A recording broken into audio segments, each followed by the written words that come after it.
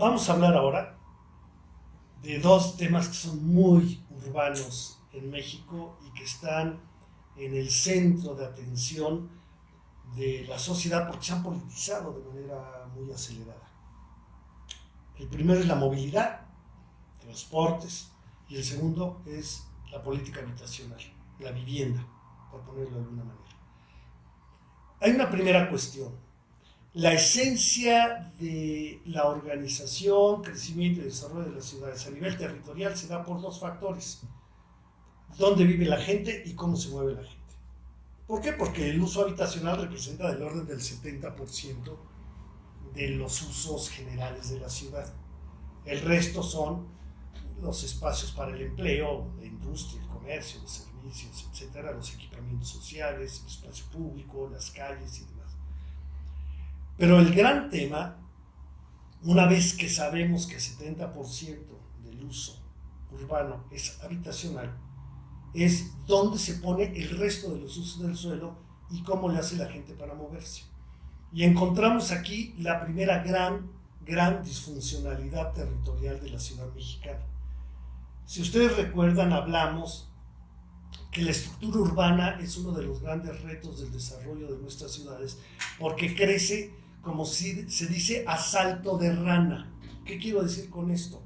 Que en lugar de que una ciudad vaya expandiéndose siguiendo la forma, el tejido urbano que tiene, se construye vivienda en cualquier lugar a 10, 15, 20, 30 kilómetros inclusive del centro urbano, porque ahí le conviene al desarrollador, no porque ahí le conviene a la gente. Pero allá se tiene que ir a vivir la gente porque ya se pusieron 1,000, 2,000, 10,000, hasta 20 y tantas mil viviendas, como ocurre en el norte de la zona metropolitana del Valle de México, en Huehuetoca, en Zumpango, municipios del Estado de México. El tema entonces es que los usos del suelo asociados a la movilidad se convierten en un binomio que es inseparable y que se ha vuelto fundamental para la planificación ordenada de las ciudades. Consideren lo siguiente: ¿qué pasa si nuestra planificación fuera, como dijimos antes, integrada, participativa y de largo plazo? Y que fuera producto de acuerdos sociales. Creo que un gran acuerdo con desarrolladores de vivienda, con inversionistas inmobiliarios, con constructores, con propietarios de grandes terrenos que los quieren utilizar para usos urbanos, es determinar con ellos, a partir de una visión de lo que requiere nuestra ciudad, dónde poner cada cosa y bajo qué condiciones. Bajo el principio básico de que la vivienda requiere en su entorno inmediato una gran cantidad de funciones urbanas que no le estamos ofreciendo con esta política de vivienda que rige fuertemente, particularmente desde el año 2000 hasta la fecha. Me estoy refiriendo a que yo pueda construir conjuntos de vivienda con visiones integrales, con usos mixtos, de manera que pueda, primero, todo el empleo que va a requerir la gente que va a vivir ahí, lo ofrezca a la propia gente. He preguntado a desarrolladores, alcaldes, en este conjunto de viviendas que hay 5,000, como ejemplo, quiere decir que hay 20,000 personas viviendo ahí. ¿Cuántas escuelas primarias, cuántas estéticas, cuántos arreglos de bicicletas, cuántos talleres de coches, cuántas panaderías, cuántas tortillerías, cuántas misceláneas se requieren para ofrecer los servicios que cotidianamente la gente requiere y que sale de su casa, cruza 3 calles, compra el pan y regresa a la casa? O lleva al niño a la peluquería el sábado, que está a 3 cuadras. O va a hacer ejercicio a un gimnasio que está a 7 cuadras. Bueno, ¿por qué esto no existe en los conjuntos de vivienda? ¿Por qué solamente son casas una tras otra? Porque no se le ocurre a la autoridad municipal exigir, porque siente que está sobrepuesto a su autoridad el proyecto de política nacional que ha sostenido el Infonavit, el Fobiste, la Conavi, la Sedatu ahora, y que no han logrado cambiar. El tema de usos mixtos en la política habitacional tiene una consecuencia inmediata que es de gran relevancia para nuestro presente y para nuestra calidad de vida. Reduce nuestras necesidades de movilidad. Si yo en el conjunto de vivienda tengo el kinder, la guardería, tengo la primaria, tengo la secundaria, tengo la preparatoria cercanas, si puedo tener en mi propio empleo, si soy médico, si soy contador, puedo ofrecer mis servicios ahí mismo en el entorno, porque me dan las condiciones para ello. No necesito moverme tanto. ¿Qué pasa cuando solamente hay 5,000 viviendas con unos cuantos empleos, con unos cuantos servicios, y la gente mucho de lo que requiere no se lo ofrece, que tiene que ir a buscarlo a otro lado? Resultado, tengo que utilizar medios de transporte y tengo que moverme por mucho tiempo para llegar a un empleo, para llegar a la escuela, para llegar al entretenimiento o a cualquier otra función que debo desempeñar cotidianamente. Y esto me asocia el tema entonces a la movilidad. ¿Qué pasa cuando, además de este problema de la política habitacional, que obviamente se reproduce en los asentamientos irregulares de muy bajo ingreso de la población, que al ser ilegales, irregulares, informales, no tienen acceso a ningún beneficio de escuelas y demás que debieran tener, aunque vivan miles de personas ahí?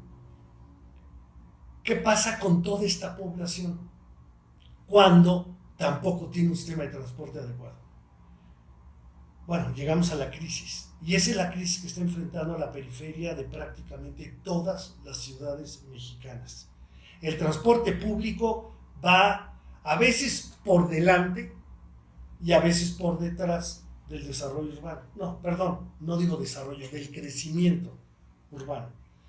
Tenemos casos donde los camiones de refrescos y los microbuses pueden meterse y subirse a los cerros, atrayendo la posibilidad de que se expanda el uso habitacional en esos lugares, aunque son inadecuados para el desarrollo urbano. O al revés, aparece un asentamiento o un desarrollador pone 1,000 o 2,000 o 3,000 viviendas por allá en cualquier terreno, y al otro día ya está llegando un microbús o ya está llegando un camión de refresco o un camión de panecillos y cositas que se venden, todo lo que podríamos denominar la comida chatarra fundamentalmente, de manera totalmente desordenada, fuera de cualquier planteamiento normativo o lógico de ocupación del territorio. Entonces, asociar vivienda, uso habitacional, con movilidad implica varias cuestiones, varios principios. Número 1, reduzcamos la necesidad de movilizarse de la gente. En lugar de decir, vamos a hacer todo lo necesario para que la gente pueda moverse a toda velocidad en su coche con avenidas que no tienen semáforos, ¿qué es lo que hemos estado haciendo en México? Ya no caben los coches y estamos ampliando las calles para que quepan más coches, en lugar de solucionar el problema de movilidad de la gente. Si pensamos de otra manera, podríamos asociar vivienda con movilidad, de manera que lo primero que sugiero en la planificación de los municipios urbanos de nuestro país es que revisen cada conjunto habitacional y vean qué tiene y qué le falta. Vean en el entorno cuánta tierra vacía hay que ya está sujeta a especulación porque ya no la siembran, ya la abandonaron simplemente porque fracturó ese territorio el propio conjunto o el conjunto de conjuntos habitacionales.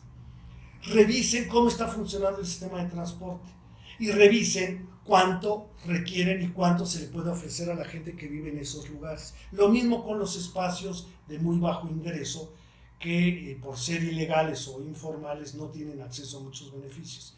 Van a descubrir algo que ya hemos analizado en muchas ciudades.